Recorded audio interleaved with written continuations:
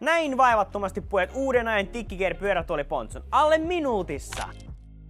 Aloita pukemalla TickyGear lämpötossut. Vedä tossut jalkaan kätevästi takana olevasta lenkistä.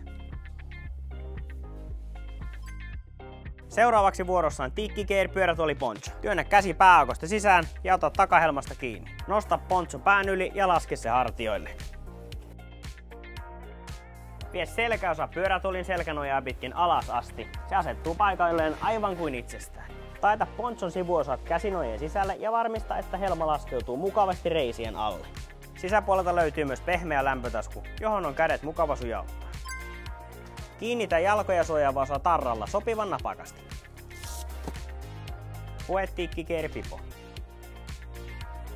Säädä huppu takana oleva tarralla juuri päähän sopivaksi. Pue vielä lopuksi TickyGear Merino huivi.